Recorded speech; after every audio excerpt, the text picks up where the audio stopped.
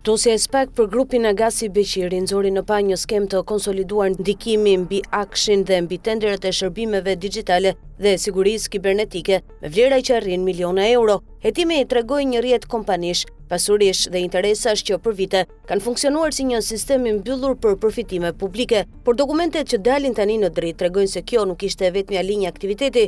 Një halk tjetër e këtij rrjeti ka qenë sektori financiar jo bankar, konkretisht aktiviteti i paras elektronike përmes kompanisë Softon Solution SHPK, e njohur në treg me emrin Alpay. Më 26 nëntor 2021, Banka e Shqipërisë i dha kësaj kompanie licencën numër 51 për të operuar si institucioni paras elektronike. Kjo licencë jap të rrugën një gamë të gjerë shërbimesh, portofole digjitale, transferta, pagesa faturash dhe transaksione financiare në shkallë të gjerë. Por vetëm 4 vite më vonë, më 4 shkurt 2026, Këshilli Mbikëqyrës i Bankës së Shqipërisë, me vendim numër 918, i hoqi kësaj kompanie licencën. Koha e këtij vendimi nuk është rastësi. Ai erdhi vetëm një muaj pas goditjes së grupit Agasi Beqiri nga SPAK. Dokumentet dhe raportet institucionale tregojnë se aktiviteti i kësaj kompanie nuk ka qenë linear. Sipas të dhënave të përmendura në material, Softon Solution ka ushtruar aktivitet edhe pa licencë në periudhën 2018-2021, kur ishte në pronësi formale të një tjetër personi. Më pas kompania kaloi në pronësi të Ermal Beqirit dhe u licencua nga Banka e Shqipërisë. Kjo do të thotë se kemi një aktivitet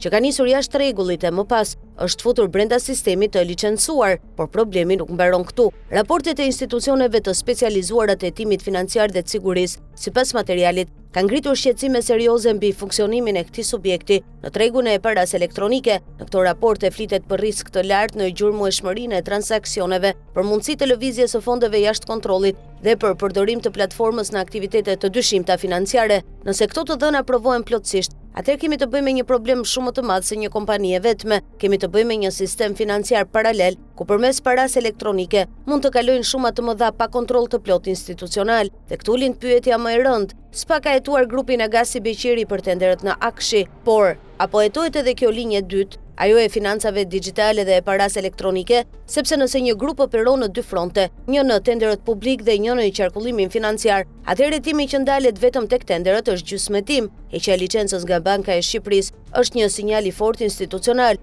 por nuk është fundi i historisë, sepse kur një kompani humbet licencën për aktivitet financiar dhe mbi të rëndojnë dyshime të forta për veprimtari të mëparshme, atëherë përgjigje nuk duhet ta jap vetëm rregullatori, duhet ta jap drejtësia. Në të kundërt, historia mbetet e njëjtë. Një pjesë e sistemit bie në sipërfaqe, një pjesë tjetër mbetet në hije, dhe pikërisht në atë hije zakonisht qëndron problemi i vërtet.